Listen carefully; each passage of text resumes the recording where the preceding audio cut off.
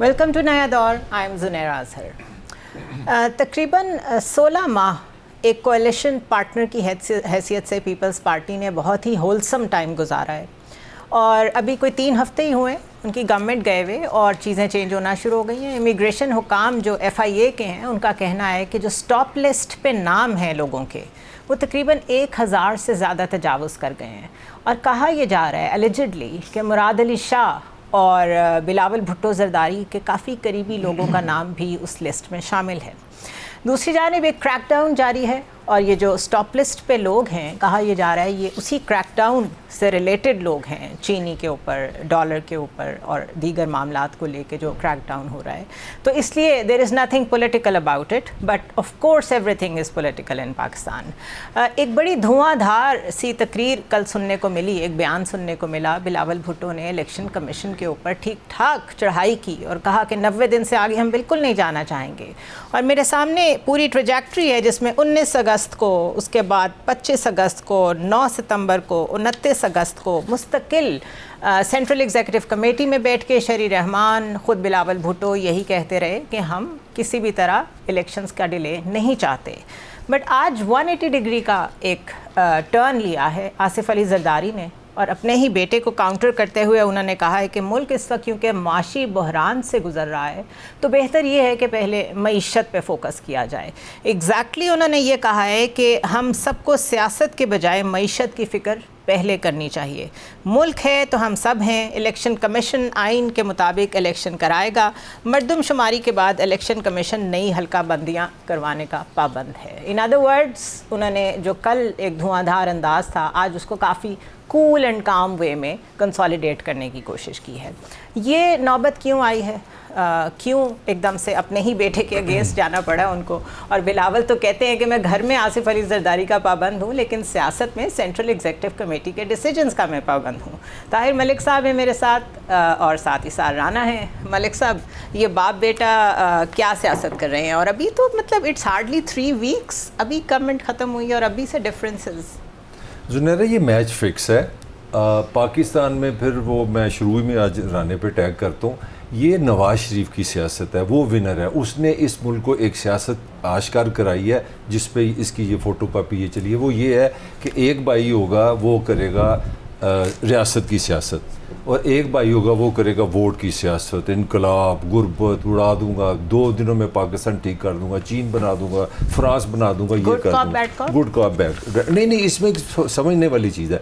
एक रियासत के लिए एप्लीकेशन देगा नौकरी के लिए और एक अवाम के पास तो वो अंडर हैंड होगा ना। Under hand. अब ये प्रॉब्लम ये होगी पार्टी को कि जनाब वो तो जीत गए, वो तो ले गए, वो आगे बात करेंगे कि यहाँ तो एक ने तो 9 मई के जद में आ गया, एक तो मतलब समझ, एक तो गेम से बाकी बचे हम, और हम किस चक्कर में इनकलाब खेलने। तो ये आया है शहबाज शरीफ वर्षद। अब देखें पॉइंट क्या है कि पाकिस्तान को सियासत की ज़रूरत नहीं। ये कौन कह रहा है? जिस पार्टी ने 5 दफ़ा पाकिस्तान में हुकूमत की है, ये वो पार्टी है, दुनिया की वाहिद पार्टी है जिसके 2 वज़ीर आज़म ने जान दी है। एक को फांसी हुई है, एक को सरेआम गोली लगी है। वो कह रहा है कि सियासत नहीं चाहिए, मईशत चाहिए। तो मईशत की ये टोन किसकी है?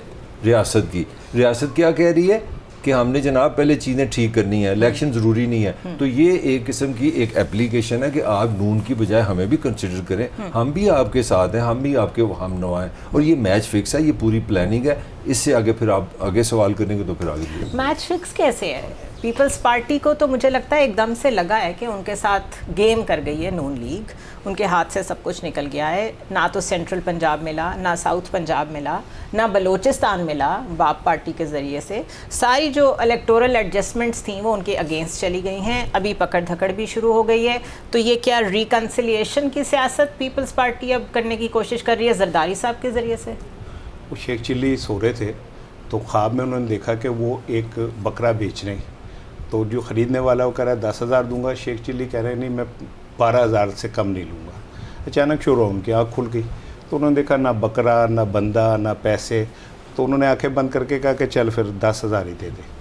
तो ख्वाब से जब बंदा उठता है ना तो फिर इस तरह की हमाकतें करता है। ये इतने छोने काके हैं, छोने मुन्ने हैं, फीडर पीते हुए बच्चे हैं कि जब ये मुश्तरका मुफादात कौंसल में बैठ के ये तय कर रहे थे कि जनाब अली इंतखाबात जो हैं वो नई हल्का बंदियों से होंगे तो तब इनके दिमाग पर किसी ने डंडा मार दिया था और इनकी याददाश्त गुम हो गई थी फिल्मों की तरह ना, और वो इन्होंने कहा जी कर लें। अब जब वो सांप निकल गया तो अब ये लकीर पीट रहे हैं, मगरमच्छ के आंसू, कि जी हम तो 90 दिन के इंतखाबात और आइन, और ये आइन तब कहा था जब वो सुप्रीम कोर्ट ने पंजाब और KPK में इंतखाबात का कहा था, तो तब क्या आइन जो है बुक्कल मार के ओढ़ के और कोई दवाई खा के सो गया था? ये सारे, और फिर जरदारी साहब और जो बिलावल का मसला है ना, वो ये है कि बिलावल तो बहुत अरसे से जरदारी के उससे बाहर निकलना चाहता है। ये मैं आपको बड़ी संजीदा बात बता रहा हूँ। वो अपने निजी हलकों में दबे लफ्ज़ों में ये कहते हैं कि मैं अपने बाप की सियासत से बाहर निकलना चाहता हूँ। आपको याद होगा हमने इसी प्रोग्राम में अपने नए दौर में मैंने आपको कहा था कि PTI और पीपल्स पार्टी आपस में करीब आ रही हैं और इनके खामोश राब्ते हो रहे हैं, ठीक है। मेरे पिछले हफ्ते के प्रोग्राम में कहा था। अब आप देखें कि पीपल्स पार्टी आहिस्ता आहिस्ता उसी विकेट पे जा रही है जहां PTI खड़ी है, और इंतखाबात के लिए बिलावल जो है वो उसकी देखें, वो छोटा सा एक बच्चा है और उसको माशाल्लाह वो एक खुशकिस्मत बच्चा है जिसने पेड इंटर्नशिप की है बतौर वज़ीर ख़ारजा। कभी भी पेड इंटर्नशिप इतनी महंगी किसी ने भी ऑफ़र नहीं की जितनी बिलावल को मिली कि मुल्क मुल्क घूमो, सैर करो, सैर सपाटे करो और वजारत ख़ारजा भी सीख लो। लेकिन इसके बावजूद भी वो जुल्फ़कार अली भुट्टो का नवासा और मोहतरमा बेनज़ीर भुट्टो का बेटा खून कहीं ना कहीं जोश ज़रूर मारता है, और वो डेमोक्रेटिक हो ज़रूर मारता है। बिलावल और जरदारी की सियासत में बहुत फ़र्क है। जरदारी का अलमिया ये है कि वो बूढ़े वाले, उनकी टांगें जो हैं, अल्लाह उन्हें लंबी ज़िंदगी दे, मैं वैसे एक मुहावरतन कह रहा हूँ, कहीं और लटकी हुई है, लेकिन वो छोड़ना नहीं चाहते इस सियासत को। वो तो फिर कोई भी नहीं छोड़ना चाहता। तकरीबन सारे 70+ हैं हमारे इस वक्त, सारी लीडरशिप। एक मिनट मलिक की सुन ले, फिर मैं करता नहीं, आप करें पहले। एक तो वो मतलब मराने का वो उर्दू डाइजेस्ट ही नहीं खत्म, ना खून वाजे मारते। कोई सुल्ताना की फिल्म नहीं है, ऑक्सफोर्ड से पढ़ा है, रैशनल आदमी है, पढ़ा लिखा है, उसको पता है पाकिस्तान क्या है। और ऐसी पॉलिटिकल पार्टी कह रही है कि जनाब रियासत में जो, क्योंकि मैशियत बाद में आएगी, ये मैं नहीं, आई कैन नॉट बाइट। मेरा जो असल पॉइंट है मैं आपको देना चाह रहा हूँ, असल पॉइंट क्या है। वो राना साहब तो अपनी ब्यूटीफुल बातें कर रहे हैं ना, बात ये है कि बाबा जी बड़े समझदार हैं। बाबा जी ने इस मुल्क की सबसे लंबी कैद काटी है।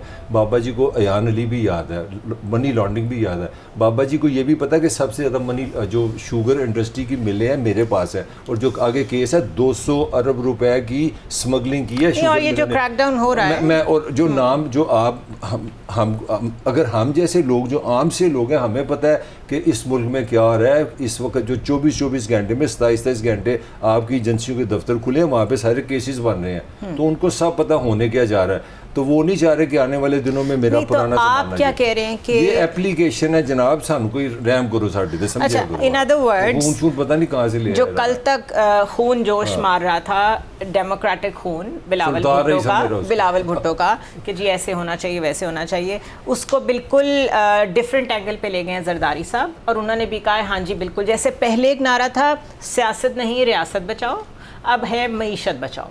तो क्या मईशत बचाओ पे सारे 1 पेज पे आ गए हैं? देखिए, मुझे तो सियासत ख़त्म हो गई है। मुझे नहीं पता था कि मलिक साहब की छेड़ है खून का तस्करा ना। अच्छा। तो ये ज़रा खून के नाम पे ज़रा इनका खून जोश नहीं मारा, बल्कि मुझे लग रहा था ये खुद जोश मार रहे हैं, और उस केतली की तरह जिसमें चाय जोश मार रही होती है ना, उस तरह।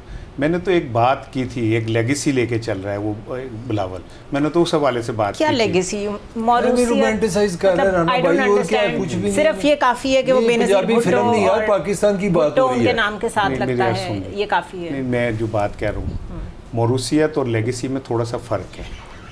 लेगेसी, मौरूसियत में तो हसन हुसैन को खरबों रुपए मिल जाते हैं, लेकिन वो अपने बाप की लेगेसी को लेके नहीं आगे चलते। वो तो अपनी मर्जी से नहीं चल रहे हैं। मैं यही अर्ज कर रहा हूँ, मरियम लेके चल रही हैं, मैं यही लेगेसी भी और मौरूसियत, यही मैं अर्ज कर रहा हूँ कि बिलावल भुट्टो लेगेसी लेके चल रहा है। तो ये लेगेसी कोई वो नहीं है जिसमें उनको कोई बहुत ताज मिले थे, उसमें उसका नाना मरा, शहीद हुआ, उसकी माँ शहीद हुई, उसका ताया शहीद हुआ, उसका चचा शहीद हुआ। ये वो legacy, let me complete please, ठीक है ना। तो ये वो लेगेसी है, ठीक है। मैं उनका बहुत बड़ा क्रिटिक हूँ, ठीक है, लेकिन मैं ये समझता हूँ कि जरदारी की सियासत जो है वो कुछ और है। ये बिलावल की सियासत, जरदारी की सियासत ये है कि देखें उसमें एक रूहानी करिश्मा तो है जरदारी में। वो दीवार को हाथ लगाएं तो दीवार के अंदर नोट पैदा हो जाते हैं। वो तकिए पे सर रखें, रूहानी करिश्मा है, ठीक है ना, तकिए पे सर रखें तो तकिया डॉलर से भर जाता है, ये रूहानी ठीक है ना। मैं थोड़ा सा सॉरी, मैं मिस्टर 10% असल में रूहानियत है। नहीं मैं थोड़ी सी बदतमीजी है मगर बोलना ज़रूरी है। मतलब ये पता नहीं किस रोमांसिज्म में हमने रहना है, हमने नावलों से बाहर आना नहीं है। यही साहब जो जिनको ये खून जोश मार रहा है और आज बड़ा इनकलाब कर रहे हैं, इन गुनाहगार कानों ने सुबह दोपहर शाम खाने से पहले खाने के बाद 10,000 दफ़ा बिलावल साहब को फरमाते सुना है, सिलेक्टेड वज़ीर आज़म, सिलेक्टेड वज़ीर आज़म, सिलेक्टेड वज़ीर आज़म, selected assembly, selected assembly, selected assembly.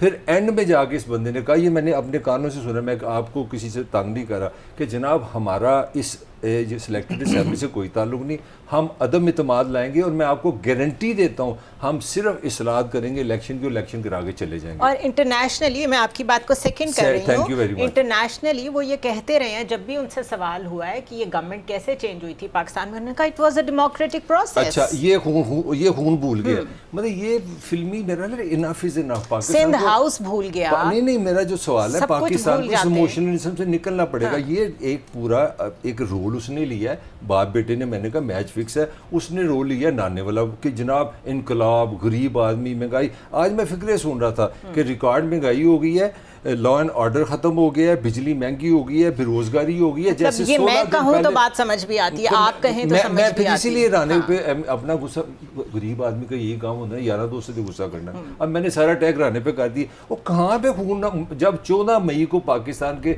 Chief justice ने कहा कि इलेक्शन करो 90 दिन में, तब तो खून ने कोई जोश नहीं मारा। दूसरी तरफ खड़े हुए एकदम डेमोक्रेटिक होना। अच्छा, ये बिल्कुल वैसे ही है, सुन लीजिए, ये बिल्कुल वैसे ही है जैसे कुछ लोग एकदम से नजरियाती हो जाते हैं। ये बिल्कुल वैसे ही है जैसे कुछ लोग एकदम से डेमोक्रेटिक हो जाते हैं। मेरी यार सुन लें, देखिए इस टाइम जैसे मैं एक नजरियाती हो रहा हूँ, ठीक है ना, इसका मतलब ये कैफियत का नाम है, आती जाती रहती है। मैं इस टाइम नजरियाती हो रहा हूँ, ठीक है, और मेरे प्यारे मलिक साहब हमेशा हशरियाती रहते हैं मेरे नजरियाती के मुकाबले में, और इनकी सुई जो है ना हमेशा जाके मियाँ नवाशी पे टिकती है।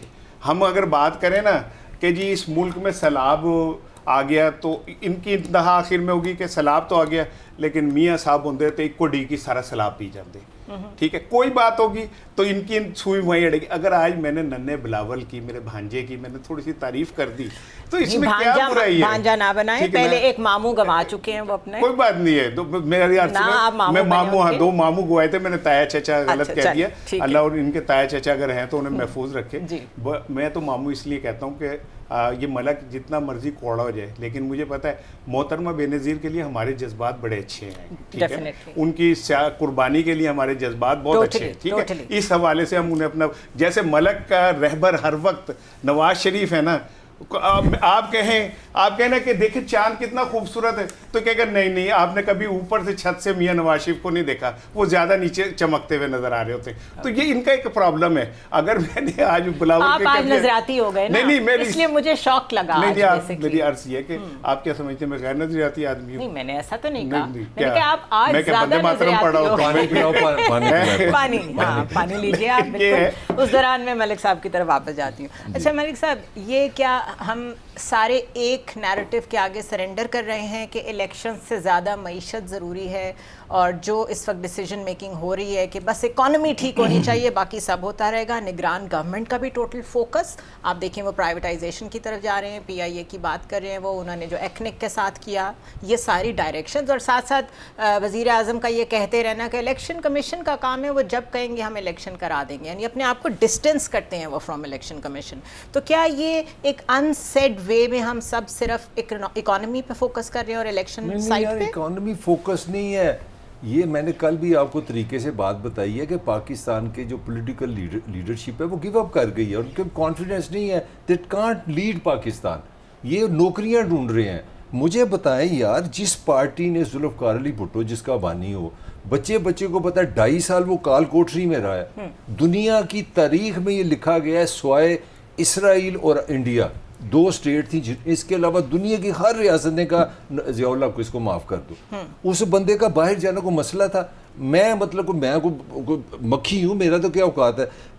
अपना कर्नल कदाफी ने, लिबिया वाले ने हाथ जोड़े से आज से कि यार मुझे दे दो, मैं इसको ले जाता हूँ। सऊदी अरब, उस बंदे रशिया, इस बंदे के बाद आप ये कहें कि जी सियासत की इस वक्त जरूरत नहीं। मेरा पॉइंट आप समझने की कोशिश करें। सियासत के बगैर वैसे कोई वजूद है रियासत का? नहीं, पता नहीं, कोई नई चीज बना रहे हैं। ये ऐसे ही है, मेरा लास्ट फिक्र है, ये ऐसे ही है जिस तरह हम टॉक शो कर रहे हैं तो हम ये करें कि यार पाकिस्तान की भलाई इसी में है कि टॉक शो होते हैं और हम नौकरी करते हैं, हमें अलबत्ता पैसे मिलते हैं, हमें ना छेड़ें, बाकी सब बंद करें। तो अगर सियासत सरेंडर करनी है तो फिर नौकरियां भी बाहर जाके जहां जहां इन्वेस्टमेंट्स की हुई है वहां ढूंढ ले। नहीं, पैसे वापस करें, हमारे पैसे वापस करें, यहाँ जेन्युइन लोगों को आने दे, फिर ये क्रैकडाउन बिल्कुल ठीक हो रहा है मेरे ख्याल में। तो आज ना दोपहर को मेरे एक अजीज़ फौत हो गए, मैं वहाँ गया तो उनके बेटे को हम जिस तरह हम दिलासा दे सकते थे, लेकिन मैंने फील किया कि वो बच्चा बहुत बहुत ज़्यादा डिस्टर्ब हुआ हुआ है।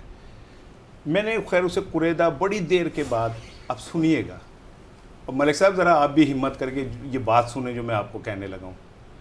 मुझे उसने कहा कि रात मेरे बाप बीमार हुआ, मैं उसे हॉस्पिटल ले गया, वहाँ उसका इंतकाल हो गया। प्राइवेट हॉस्पिटल वालों ने कहा कि पैसे दोगे तो मैयत जाएगी। कहता मैंने पता नहीं कहाँ से कर के वो पैसे उन्हें दिए, मैयत ले आया। लेकिन अब अंकल मुझे कब्रिस्तान में पता नहीं 10,000 रुपये फ़ीस देनी है, मैंने अभी उसका वो कफन ख़रीदना है। आपको ये समझ क्यों नहीं आ रही? मईशत इन पाकिस्तानी है तो पाकिस्तान है, ये गरीब 22, 23, 24 करोड़ कीड़े हैं तो आपकी बादशाहते हैं। ये कुल बुलाते हुए, ये खून थूकते हुए या एड़ियां रगड़ते हुए भूख से जो कीड़े हैं, अगर हैं तो आप लोग हैं। आप मईशत को क्या मजाक बना लिए? आप डॉलर के सारा बिजनेस दुबई ले जाते हैं, लंदन ले जाते हैं, अमेरिका ले जाते हैं, ठीक है। और उसके बाद जब डॉलर महंगा होता है तो मेरे पे असर पड़ रहा है। चांद गहन कुत्तों पे भारी। इन तुम्हें क्या है, तुम्हारे तो डॉलर जो है रोज बरोज ऊपर जा रहे हैं। ये जरदारी, ये नवाज शरीफ, ये सारा माफिया जो बड़े बड़े वकील बनते, बड़े चैंपियन बनते गरीबों के, ठीक है ना। कहें अपनी शुगर मिलों को कि आज से शुगर जो है आप 1 महीने के लिए आधी कीमत पे ले जाएंगे, ठीक है। कह रहा राना सनाउल्लाह, जरदारी ने क्या नाम है दिहाड़ी लगाई है एक्सपोर्ट करके चीनी, वो तो उन्होंने एक दूसरे पे डालना, मेरी सुन लेना, मसला डालना शुरू कर दिया। मैं अर्ज यही कर रहा हूं कि क्या हम बेवकूफ हैं?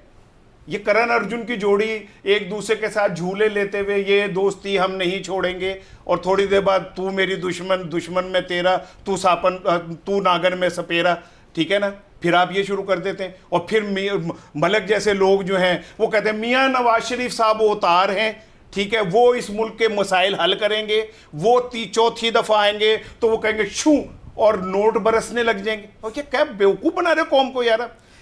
हाँ जी, अच्छा वो तो खत्म हो गई है। उसके बाद हालांकि मैं ऐसी कभी ऐसी बात नहीं की। और लो आप गवाए हैं। अच्छा एक मिनट, नहीं कोई बात नहीं है, आप गवाए, जज हैं आप। मैं ये कह रहा हूँ, क्या ये हर बात नवाज शरीफ आएगा? मुझे थोड़ा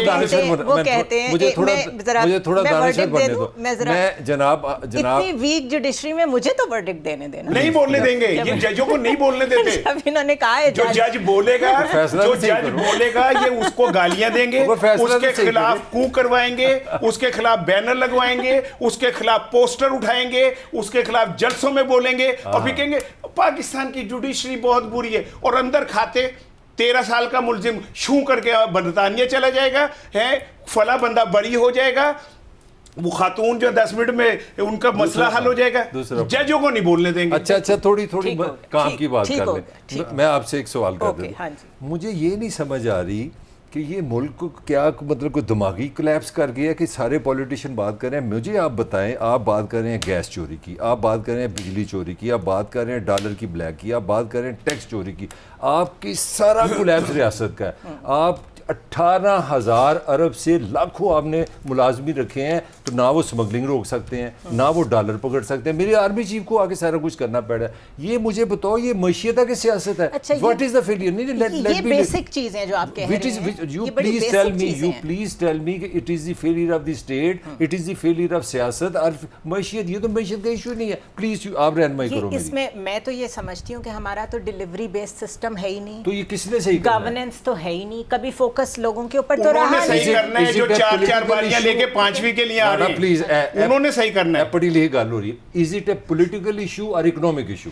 इट्स अ पॉलिटिकल इशू अल्लाह जिसको बना। असल में हम इतना खराब कर बैठे हैं कि अब उसका इम्पैक्ट इकोनॉमी पे आ रहा मेरी है। यार सुनो। आपके असल में डिसीजंस तो पॉलिटिकल होते हैं ना, आम बाद में उसका इफेक्ट होता है, इकोनॉमी पे क्या इम्पैक्ट है, सिक्योरिटी पे क्या This is my इम्पैक्ट है, argument. Human This is my development पे क्या argument. इम्पैक्ट है। So the failure of politics means collapse of मेरी यार एवरीथिंग। सुन लीजिए ना, लेकिन आप दोनों ने तो बहुत पढ़ी लिखी बात कर ली। आपकी नहीं, आप जैसी बात ही कर रहे हैं यार ऐसे सुन ही लेना। आप। नहीं मलक को शायद इसके क्या नाम मैट्रिक में फर्स्ट डिवीजन थी, इसलिए जरा इससे ज्यादा वो है कि मैं बहुत पढ़ा लिखा हूँ। नहीं, मैंने मैट्रिक में ये भी कहा था मैं बड़ा होकर डॉक्टर बनूंगा और पासन की खिदमत करूंगा। हाँ, ये भी कहते थे, मतलब इनके ख्वाब बचपन से नवाज शरीफ वाले, अच्छा, कि मैं बड़ा होकर यूं करूंगा। हाँ, अच्छा। अब वो 3 दफा वजीर आजम बन के भी चौथी दफा कह रहे हैं मैं पाकिस्तान की खिदमत करूंगा। अच्छा, और वो केड़े गोडे दबाने रह गए ने, केड़े गिट्टे दबाने रह गए ने कौम दे, जिहड़ी खिदमत तुसी करनी है 3 दफा वाली रह के ਤੁਹਾਡੇ ਤੇ ਤੁਹਾਨੂੰ ਚੈਨ नहीं मिलता पिया। आज हमें बहुत पानी की जरूरत है यहाँ पे। अच्छा, मैं गरीब आदमी सीखे ना तो सारे पानी के ग्लास आपके आगे पड़े हैं, आप इस्तेमाल करें। गरीब आदमी अगर अपने उस देखिए ना, मैं हैरान हो रहा था कि वो कौन था वो जो आज ही कोई बड़ा रईस था, वो कह रहा था, हाँ बिलावल साहब ही कह रहे थे कि गरीब नहीं जरदारी साहब कि गरीब के हकूक पे कोई डाका मारता है ना तो मुझे बड़ा दुख होता है। मेरा तो रो हंस के वकियां रो के वकियां दर्द हो गई। और मैंने कहा वेरी गुड यार, आप इतना सीरियस क्यों लेते हैं उनको? मैं अगर मुझे बताएं, मैं अगर सीरियस ना लूं तो मेरा मलक जो हर दफा नवाज शरीफ को ले आता है, ठीक है, तो फिर मैं क्या करूंगा? मुझे तो मैं तो ख्वाब में भी इसने एक दिन मुझे इतना यकीन दिला दिया कि मसाइल का वड्डे भैन तो छोटे भैन को ले। अब वो दोनों वड्डे भैन छोटे भैन वहां जाके बैठ गए, छोटा भैन कहता भैन है ना जाना, हालात बहुत खराब। अच्छा, वैसे वो वहाँ क्या चल रहा है? वो जो 14 अक्टूबर की डेट दी थी वो उससे भी मुकर गए हैं। जो साफ कहते थे कि अगले चीफ जस्टिस आएंगे तो रास्ता क्लियर होगा, वो उससे भी मुकर गए हैं। नहीं, कोई मुकरे नहीं। देखिए, उन्होंने सिंपल एक हिसाब रखा हुआ है। इस्लामाबाद हाई कोर्ट में उनकी एक अपील पड़ी हुई है, ठीक है। इस मुल्क के निज़ाम को आप मेरे से ज़्यादा समझते हैं। ज़्यादा मैंने इसलिए एक्सप्लेन नहीं करना कि मैंने आज गाड़ी जाना है। तो पॉइंट ये है कि आपकी वहाँ पे अपील है। दूसरा, आपकी लॉ जो आपने बना दिया हुआ है वो बना दिया कि 5 साल आपकी नाहली है। अब आपका ये मसले खत्म हो गया कि आप नाहल हैं कि नहीं है, क्योंकि आपने एक लॉ बना दी कि 5 साल, तो 5 साल आपके उसमें अभी एक हिच है। नहीं, वो मैं उधर आ रहा हूँ ना, वो आगे मैं अभी उस पर नहीं बात करना चाह रहा। तो एक आपकी प्रोटेक्शन है, 5 साल आपके माफी हो गए। अब आपके पास 2 रास्ते। उसमें से कितने साल भागे रहे हैं वो मतलब कोई चक्कर ही नहीं है यार। ये पाकिस्तान इतनी संजीदा हो गई है लॉ के बारे में, क्या हो गया? कुछ तो सीरियस होने दें। नहीं, बहुत हमने मजाक कर लिया उनके साथ। अब दो है। अब देखें, आपके पास 2 रास्ते। आपकी अपील है, या तो आपके भतीजा साहब आए थे, एक लफ्ज़ है हिफाजती ज़मानत, वो लंदन में बैठी हो जाती है, आप आते हैं, फिर आप जज साहब के पास जाते हैं, फिर आपकी पक्की ज़मानत हो जाती है। दूसरा क्या है कि मैक्सिमम आप गिरफ्तार हो जाएंगे। आप गिरफ्तार हो जाएंगे तो फिर आप वहाँ से एग्जिट ले लेंगे। तो इसीलिए छोटे भाई साहब ने, जिन्होंने कहा था कि मैं तन मन धन से 30 साल के लिए, जो मैंने आपको बार बार पासन का पॉलिटिकल सिनेरियो बता था कि एक भाई आज की सियासत में ये ज़रूरी है कि वो रियासत के साथ हो, एक मीडिया के साथ अपने बयान दे। तो उन्होंने फरमाया कि पहले मैं जाऊंगा क्योंकि मैं छोटा हूँ, क्योंकि वो इनकलाब बड़े भाई ने आगे लाना है, वो पहले आएंगे। और जिस दिन ये 2 चीज़ें जो मैंने आपको तरीके से बताई हैं, ये इसके लिए राह हमवार हो जाएगी, वो वापस आ जाएंगे। अच्छा, तो वो वापस आके क्या करेंगे? वो आके करेंगे इलेक्शन लड़ेंगे। अगर इलेक्शन होंगे, अगर वो जो फरवरी टाइप का अंदाजा है, इलेक्शन लाजमी होंगे, ये मैं आपको खबर दे रहा हूँ। ठीक है। अब मसला यहाँ पे फरवरी में, जनवरी में, पाकिस्तान में इलेक्शन 100% होंगे, उसकी बड़ी लंबी बहस है। आप दुनिया के फाइनेंशियल सेटअप जो है वो आपको नहीं इलेक्शन से बाहर निकलने देगा, या फिर हम मार्शल लगाने। आपको तो कल जॉन कर्बी ने भी कह दिया है। मैंने आपको एक स्टेटमेंट दी है, यहाँ पाकिस्तान, मैं एक हाइपोथेटिकल बात करूँ, मैं मतलब कोई आपके पास कोई रास्ता नहीं, आपको इलेक्शन में जाना पड़ेगा। अगर आप इलेक्शन में नहीं जाते तो आप डिफॉल्ट करेंगे, IMF आपके साथ पे नहीं, और अगली ट्रांश की किस्त नहीं मिलेगी आपको। 1 बिलियन उन्होंने रखा हुआ है। 1 बिलियन उन्होंने रखा हुआ है इसलिए कि जब इलेक्शन हो जाएगा तो आपको मिलेगा। अच्छा, बाय द वे, हम अपनी इकोनॉमी को लेके बात कर रहे हैं। हमसाए मुल्क में G20 समिट हो रही है। G20 समिट में इस वक्त जो बाइडन भी वहाँ बैठे हुए हैं, UK, यूरोपियन यूनियन, सब सरबराहान वहाँ इकट्ठे हैं। वहाँ MOUs साइन हो रहे हैं, connectivity between India and middle east. और जो सऊदी गज़ेट है उसने इसको कंफर्म किया है। वो कहते हैं, historic announcement during the G20 summit, crown prince Mohammed bin Salman unveiled the signing of an MOU to establish economic corridor connectivity India with the Middle East and Europe. हमारा CPEC किधर गया और ये नई कनेक्टिविटी? अब this is to counter China actually, असल में तो यही हो रहा है मैं कमेंट कर दूं राना साहब, तो हम इसके लिए तैयार हैं। ये जो रीजन में नई इंडिया की चीजें हो रही क्लेवरनेस हैं, में आज देख रहा था, इंडिया की क्लेवरनेस ये है कि वो होता है ना, जो हम जैसा छोटा सा आदमी होता है उसको बड़ा बनने का बड़ा शौक है, तो उन्होंने खुद ही आए बड़े भाई बन गए। आज उन्होंने अफ्रीकी यूनियन को ऑफिशियली उसमें शामिल करके, पता है क्या क्या उन्होंने कहा, हमने एक तारीख का एक वजन जो था ना हम पे, आज उन्होंने ये बताया कि हम अफ्रीका के भी लीडर हैं। दुनिया की जितनी पॉलिटिकल स्ट्रगल है, जितनी डेमोक्रेटिक स्ट्रगल है, हम उसको लीड कर रहे हैं। और ये वो मुल्क है जो दुनिया में 70-80वां नंबर है गुर्बत में। ये वो मुल्क है जिसमें सबसे ज्यादा अनपढ़ बच्चे हैं, जिसमें दुकानें बंद करा दी आज। ये वो मुल्क है, गरीब रो रहे थे कि हमारा क्या कसूर है। ये है वहां पे उन्होंने जो फेस बनाया, देखिए दुनिया है प्रेजेंटेशन की, मतलब मेरी राय परसेप्शन, उन्होंने परसेप्शन ही बनाई कि अब हम इतना बड़ा सुपर पावर बन गए, देखें हमने अफ्रीका को भी आज गोद में ले लिया। और उन्होंने पाकिस्तान को, अब मैं क्या बताऊं कि सऊदी अरब के हमारे, हम तो बड़े खुश थे कि वो रुके जाएंगे, उन्होंने इतना भी नहीं मौका दिया, वो यहाँ से सीधे फ्लाई करके चले गए। अच्छा, message is very clear for Pakistan. खुश होने में कोई हर्ज नहीं है, लेकिन इंडिया अगर अपने सर पे अपनी इकोनॉमी पे खड़ा हो रहा हो, that's a different thing.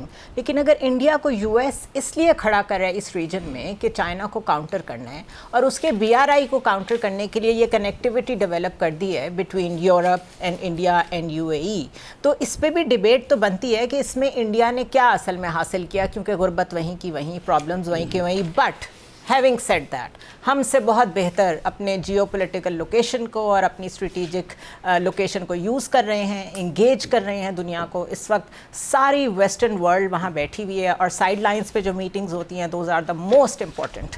Continue करेंगे after a short break.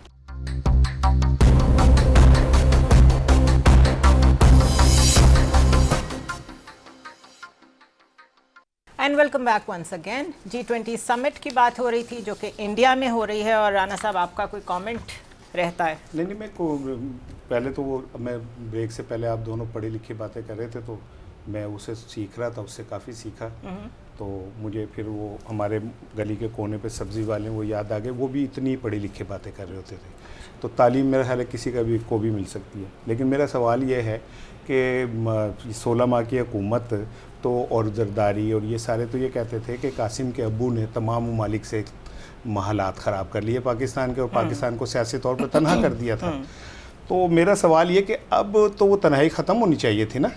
MBS तो हमारा बहुत दोस्त है, और MBS तो हमारा बड़ा भाई है, crown prince Mohammed bin Salman जी, वो हमारे बड़े भाई हैं।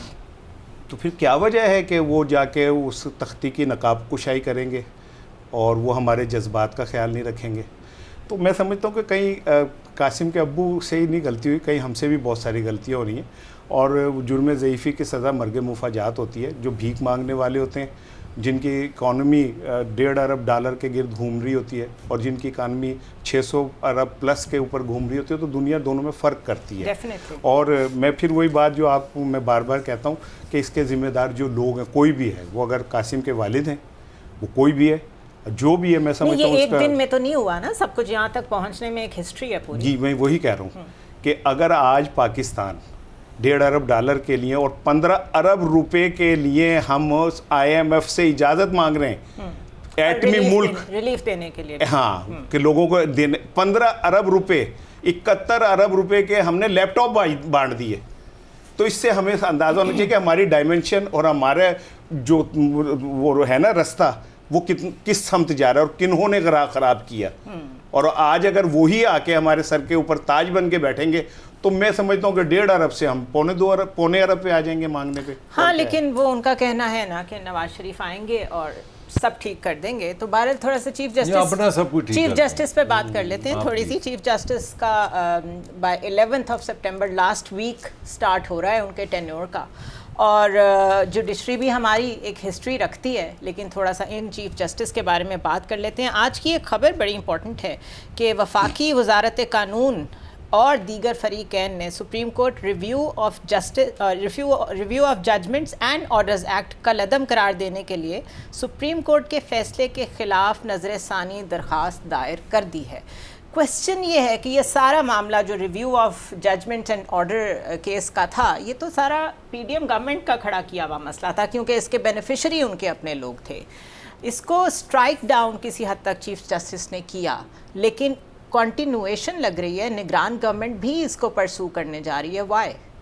वो मुझे राना के बगैर मेरी भी कोई बात नहीं होती। वो मैं कहता हूँ ना, सजना है महफिल हसन तेरे लिए सजना। देखिए लास्ट जब हुकूमत थी उन्होंने ये क्यों बिल दिया, पाकिस्तानी लॉ ये कि जब सुप्रीम कोर्ट को फैसला करे ना तो आप उसके लिए रवायती अपील पे नहीं जा सकते। जब आप जाते हैं तो आप मैक्सिमम क्या कर सकते हैं, जो जिन जजेस ने फैसला किया है वो जजेस भी वही रहते हैं, इवन बुकला रिव्यू, इवन बुकला वो भी नहीं आप चेंज कर सकते। अब लॉजिकल बात है कि जो फैसला जिस जजेस हजरात ने किया है, जो बहसें हुई हैं, ना वकील बदला है ना जजेस, तो 99.99% जो चांसेस होते हैं कि आपका फैसला वही होगा जो आप करेगा। उसमें नवाज शरीफ फंसता है, उसमें नवाज शरीफ नाहल होता है, उसमें वो मफरूर है, वो कहानी ख़त्म नहीं होती।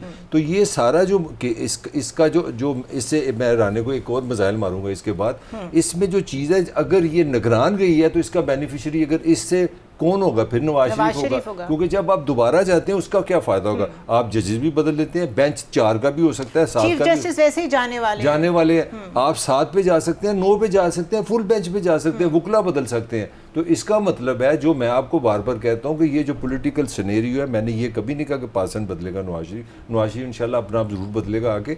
वो इस सिचुएशन में मुझे ये लग रहा है कि अल्टीमेटली बेनिफिट सारा उसकी तरफ जा रहा है। लेकिन इस बात को 2 मिनट के लिए हम भूल जाएं कि नवाज शरीफ और no Nawaz Sharif, chief justice इतना स्ट्रॉन्ग ऑर्डर क्यों नहीं दे पा रहे हैं किसी मामले में, और अगर देते भी हैं तो उसके ऊपर अमल क्यों नहीं करा पाते हैं। 14 मई का फैसला दिया था, करते ना है इलेक्शन कमिश्नर को, वजीर आजम को, पहले भी वी हैव अ हिस्ट्री। इतनी क्या कमज़ोरी हमारे इन चीफ जस्टिस में है कि जाने का वक्त करीब आ गया लेकिन कोई फैसला वो अमल नहीं करा सके। मैं राना साहब की बारी थोड़ी सी ले लूँ। देखिए पाकिस्तान में जो एक आम जैसे लोग, आम जैसे जो स्ट्रीट के लोग हैं, उनका एक फ़िक्र है कि ऊपर आसमान पे अल्लाह मियां, ज़मीन पे सुप्रीम कोर्ट है। मतलब ये है कि जो हमने निज़ाम बनाया ना उससे सुप्रीम कोर्ट के आगे कोई चीज़ नहीं। इस दौर में ये आप याद रखें कि सुप्रीम कोर्ट के चीफ जस्टिस फ़र्द नहीं होते, वो अदारे की अलामत होते हैं। जिस तरह हमारे लिए आर्मी चीफ कोई भी होगा काबिल इज़्ज़त है, क्योंकि उसने वो यूनिफॉर्म पहनना है, वो एक रियासत की अलामत है, वो शख्स नहीं होता। तो ये बंदयाल साहब का मैं बात नहीं कर रहा, मैं सुप्रीम कोर्ट का जो फैसला होता है वो ख़त्म ही होता है। मुझे अच्छी तरह याद है, एतजाज़ हसन 10,000 लोग हैं, हम टीवी शो करते हैं, मैंने जिससे बात करनी कि 14 मई के फैसले पे आप क्या कहते हैं, वो हंसते थे। उन्होंने कहा यार सुप्रीम कोर्ट का फैसला तो सिर्फ मार्शल ही तोड़ सकती है, कि तुमने सवाल क्या किया, ये हो ही नहीं सकता।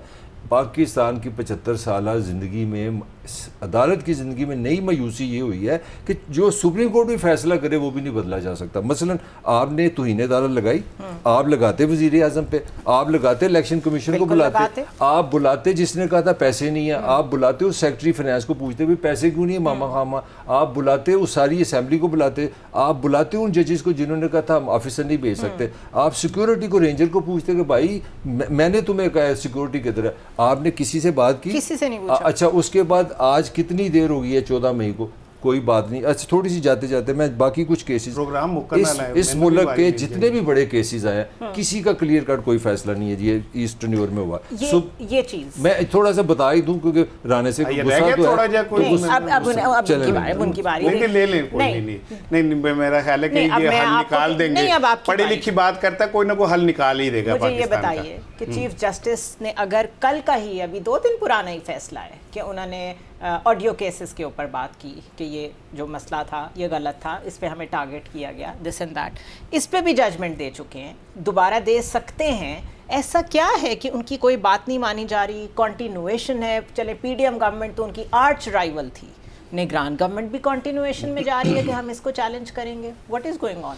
देखिए मैं ना इससे पहले एक छोटा सा ये जो निगरान हुकूमत और इस हुकूमत का एक वो बताऊँ। हमारे इस निगरान हुकूमत के बड़े अहम वफाकी वज़ीर वो किसी तकरीब में थे, तो हामिद मीर साहब भी वहाँ थे और पीपल्स पार्टी के एक रहनुमा भी वहाँ थे। तो हामिद मीर ने वहाँ आके कहा कि यार आपने जो क्लिप भेजा है पीपल्स पार्टी के ख़िलाफ़ और उसमें ये है और वो है, वो मेरे प्रोग्राम में चलाने के लिए, तो प्रोड्यूसर से मैंने पूछा तो उन्होंने आपका कहा कि आपने भेजा है। तो उन्होंने कहा नहीं वो यूँ है। कुंडी साहब भी पीपल्स पार्टी के थे, तो उन्होंने कहा कि यार आप तो हमारे कोटे में आए हुए थे, तो ये आप हमारे खिलाफ ही कर रहे हैं, तो आप तो गैर जानिबदार ही नहीं रहे। हालांकि वो मरियम साहिबा की रिकमेंडेशन पे वफाकी वज़ीर आए थे, तो कंटिन्यूटी तो रहती है चीज़ों की। अब नहीं, ऐसी कंटिन्यूटी नहीं हमने देखी कि एक सियासी हुकूमत है वो भी उस केस को वैसे ही परसू कर रही है और एक निगरान हुकूमत है वो भी उसको वैसे ही परसू कर रही है। मेरी सुन लें, कि हो सकता है कि निगरान हुकूमत ये चाह रही हो कि चीफ जस्टिस जाते जाते इस फैसले को मुकम्मल तौर पे मोहर लगा के चले जाएं कि नवाज शरीफ जो है वो नाअहल है। अच्छा, ये नई बात है। हो सकता है कि वो ये चाहते हो। अच्छा, इसमें जंगीर तरीन को भी बेनिफिशियरी होगा। जी जी, मैं ये सत्ताम पार्टी का भी कई इलेक्टेबल्स ठीक है ना, मरे नाम लेना इस जंगीर तरीन को आम आदमी नहीं है, बड़े जायदाद उनके पास। अच्छा, वो बात ये कि जो मुस्लिम लीग नून है ना, उनका एक अपना एक माइंड सेट है। मिसाल के तौर पे उन्हें ना justice Qayyum, justice Tarar, justice Naseem Shah, justice Saeeduzzaman Siddiqui, इस तरह के लोग पसंद हैं जो उनकी मनमानी फैसले कर सकें। अब आपने एक सवाल किया कि ये चीफ जस्टिस ने तो कुछ भी नहीं किया, ये चीफ जस्टिस ने ये किया, न करना चाहिए था, वो करना चाहिए था। बात ये कि हर ओहदे का एक रख रखाव है, ठीक है, हर ओहदे का रख रखाव में जमहूरियत लिपट जाए, इलेक्शंस ना हो, रख रखाव रह जाए, तो क्या करे वो, जब वो ये या इस्तीफा दे दें या अपनी जजमेंट पे अमल कराएं। नहीं, आप इतना ताकतवर इंसान, correct me if I am wrong, नहीं सर, आप आईन है पाकिस्तान का, आप कॉन्स्टिट्यूशन के कस्टोडियन हैं, आप कुछ कर ही नहीं पा रहे। आप आईन है पाकिस्तान है। अगर ये असूल है ना, तो इस पाकिस्तान में कौन सा एक ऐसा ओहदेदार है जो अपनी जिम्मेदारी आईन पाकिस्तान के मुताबिक पूरी कर रहे हैं? नहीं, अभी तो सब रिजाइन कर दें, जनरलाइज तो नहीं करें ना, हम चीफ जस्टिस की बात कर रहे हैं। मेरी क्या औकात है कि मैं जनरलाइज कर दूं, मेरी तो इतनी हैसियत ही नहीं है कि मैं जनरलाइज कर दूं चीजें। मैं वैसे एक बात कर रहा हूं, मैं डिपार्टमेंटल स्टोर की बात कर रहा हूं, लेकिन मैं ये कह रहा हूं कि मुझे एक बात बताएं, एक जज कहता है वो फैसला दे सकता है, नीचे जो, लेट मी प्लीज मुझे बात करने दें, एक जाहिलाना सी बात है, मलक की जो पढ़ी लिखी बात है, वो आप दोनों बहुत पढ़े लिखे हैं तो गौर से समझते हैं। इतना ज्यादा हमें पढ़ा लिखा क्यों साबित करते हैं? मुझे हंसी, मैं इन्वर्टेड कॉमा में पढ़ा लिखा है। अच्छा, मेरी सुन लीजिए, मलक क्योंकि बार बार इसे कोई कॉम्प्लेक्स है कि कहता है मैं पढ़ा लिखी बात करता हूँ, तो मैंने कहा शायद ये कॉम्प्लेक्स मैं इधर दूर करने की कोशिश करूँ, आप बात करें। अच्छा, उसमें यह है, सुप्रीम कोर्ट कहती है कि 15 मई को विफाकी हुकूमत की वजह से पावर शो जो हुआ था वो अदलिया की आज़ादी पे हमला था, उन्होंने एक फ़ैसला दे दिया, ठीक है। वो कहते हैं कि 90 दिन में इंतखाबात कराएं, उन्होंने एक फ़ैसला दे दिया। अब जो नीचे इदारे हैं, हैरारकी है ना एक सिस्टम की, आप IFB लगाती हैं, अगर आप कहेंगे IFB लगाओ और कोई सामने वाला कहे मैं नहीं लगाता, तो आप क्या करेंगे? टक्कर मार देंगे उसे जाके? चीफ जस्टिस नहीं हूं। नहीं, आप इंसान तो हैं, मेरी वो अथॉरिटी नहीं है। आप समझें, आपकी एक बीइंग होस्ट अथॉरिटी है। आप मेरी बात समझें, आपकी बीइंग होस्ट अथॉरिटी है। मैं चीफ जस्टिस आप, की बात मैं यही अर्ज कर रहा हूं कि अगर आप यहाँ पे किसी को कहती हैं कि यहाँ पे पेपर और पेन रख दो, और वो कहता है मैं नहीं रखता, जो आपको आपकी बात मानने का पाबंद है, तो आप क्या करेंगी? तो मेरे ख्याल है मुझे ये सीट छोड़ देनी चाहिए। अच्छा, फिर मुझे एक बात बताइए, अगर आपने अल्लाह ना करे, अगर मैं अपनी अथॉरिटी नहीं यूज कर सकती, लोगों से काम नहीं ले सकती, तो फिर मुझे उस ओहदे पे रहने का कोई हक नहीं है। मुझे पानी दे, क्योंकि मुझे इस बात पर बड़ा गुस्सा आ रहा है। आज आप चाय ले लें, ठीक है ना, क्योंकि मैंने चाय भी खैर ठंडी हो गई, पानी से ज़्यादा ठंडी है, लेकिन क्योंकि मैंने खुद अपने आप को यहाँ देखा है कि बहुत सारी चीज़ें मैं कहता हूँ नहीं हो पाती इस सेट पे, तो हमें कॉम्प्रोमाइज करना पड़ता है क्योंकि सिस्टम चलाना है। अगर चीफ जस्टिस ने कॉम्प्रोमाइज करना है तो आई एम सॉरी, फिर तो आप सिस्टम तो सारे 6 गवीरिया बैठे हुए हैं ना, सॉरी, सारे 6 गवीरा हैं जो सारे इनकलाब लेके आने के लिए निकले में, डजंट मेक वन राइट। ठीक है, ये नहीं हो सकता आप जजों को जलील करके रख दें, पार्लियामेंट में उनके खिलाफ नारेबाजी करें, उनके खिलाफ तकरीरें करें, जलसों में उनके खिलाफ बैशिंग करें, उनके खिलाफ सोशल मीडिया पे करें, उनकी जाली ऑडियोज लेके आए और उनकी माँ बहनों की ऑडियो वीडियोज लेके आए, तो क्या करें फिर? वो नहीं, बहुत गलत किया। एक तो रिलैक्स, बिल्कुल, ये ले, वापस ले ले। नहीं, मैं आपसे पूछती हूँ, मुझे बताएं अगर मेरा आर्ग्यूमेंट गलत है। मेरा आर्ग्यूमेंट ये है कि चीफ जस्टिस जैसा ओहदा अगर अपने जो अहकामात हैं, अपने फ़ैसले हैं, उन पे अमल नहीं करा सकता, तो उसे क्या करना चाहिए? Specially when it comes to this कि वो कह रहे इलेक्शन कराओ, आइन कहता है, और लोग कह रहे हैं हम इलेक्शन नहीं कराते। ज़ुनैरा, पाकिस्तान की सियासत में हम कितनी बातें करते हैं, करप्शन है, ये है, वो है। पाकिस्तान की तारीख में जुल्फ़िकार अली भुट्टो से बड़ा कोई पॉलिटिकल लीडर प्राइम मिनिस्टर नहीं आया, एक जज ने उसको फांसी दी। नवाज शरीफ से ज़्यादा अपने ज़माने में कोई पॉपुलर वज़ीर आज़म नहीं आया, उसको नाहल किसने किया? जज ने किया। गिलानी साहब पीपल्स पार्टी के नुमाइंदे, उस असेंबली से किसने वज़ीर आज़म को उसको निकाला?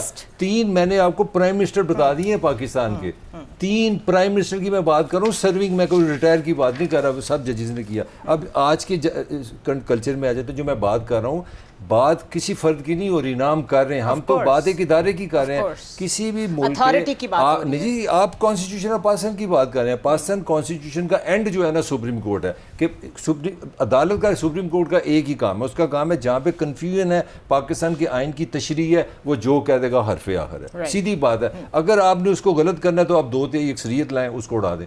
Am I right? अब आते हैं इस मुल्क के जो इस टन्योर की हम बात कर रहे थे ना, जो ख़त्म हो रहा है, नैब की तरमीमें हुई, को फैसला हुआ, फैसला महफूज, आगे चलते हैं। फौजी अदालतें सही हैं गलत हैं, कोई फाइनल फैसला हुआ। Practice and procedure case final, मुझे को फैसला आप बता दो। आडियो केस के पे सुन ले, हमारे यहाँ एक ट्रेडिशन है पूरी दुनिया में है कि जब कोई एतराज़ किसी जज पे करता है ना, तो ये एक मैनरिज्म है जिससे ना आप छोड़ देते हैं। अब आपके एक रिश्तेदार की ऑडियो है सॉरी, तो उसमें अगर किसी ने इतराज़ किया तो मैं उन पर पर्सनली कह रहा, मैं कॉमन सेंस की बात कर रहा हूँ। आप उस बेंच पे भी बैठते हैं और आपने ये कहा ही नहीं कि जनाब ये लीक किसने किया, पढ़ो भी आप सुप्रीम कोर्ट के ऊपर जजमेंट भी मौजूद है। आगे ये भी अगला भी सुन ले, आपने ये भी नहीं कहा कि ये असली है कि नकली है। मेरे पॉइंट समझे ना, आपका तो काम था, आप रियासत के नुमाइंदे थे, आपका काम था कहते ये किसने लीक किया, ये सिक्रेसी है मेरे सिटीजन का, आपने उसमें भी स्टैंड नहीं लिया। फिर आपका जो फैसला है वो बड़ा आपने प्रोटेक्ट कर लिया ना कि ये हुआ वो हुआ। फिर आपने जो फैसला लिखा है उसमें भी एक बड़ी अजीब चीज़ है, आपने कहा कि जो इतराज़ जज पे करेगा वो अदालत की आज़ादी पे हमला करेगा, जो एक ट्रेडिशन है, जो लॉजिकल है। मैं जो सवाल करना चाह रहा हूँ कि मुझे कोई बड़ा ऐसा वाक़या बता दें, जो ऐसा फैसला बता दें जो पाकिस्तान को जमहूरियत की तरफ लेके गया हो, पाकिस्तान को क्लैरिटी की तरफ लेके गया। एक जुमला सर, ये बिल्कुल आप ठीक कह रहे हैं कि जज को बिल्कुल अलहदा हो जाना चाहिए जब उस पर एतराज़ हो। तो ये ना एक खत जस्टिस इस्लामाबाद हाई कोर्ट के जो चीफ जस्टिस है ना, जिनके खिलाफ पीटीआई कह रही है कि वो पार्टी हैं, उनको भी भेज देना।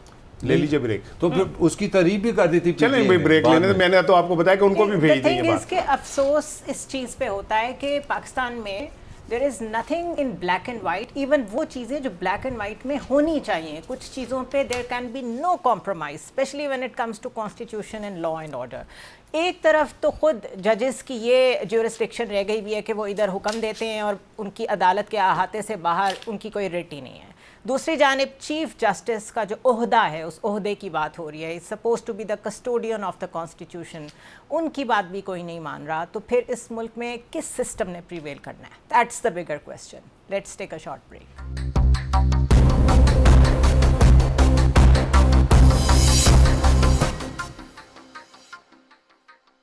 Welcome back once again. और हर कोई अपनी अपनी मर्ज़ी की बात कर रहा है इलेक्शंस के बारे में। परवेज़ खटक समहाउ चाहते हैं कि इलेक्शंस अभी डिले होने चाहिए, वो साफ कह रहे हैं। राना साहब, क्या वजह हो सकती है? मैं नहीं बोल दी, मेरा यार बोल दा तो बुरा ना मनाना मेरी लोगों मेरी गल दा।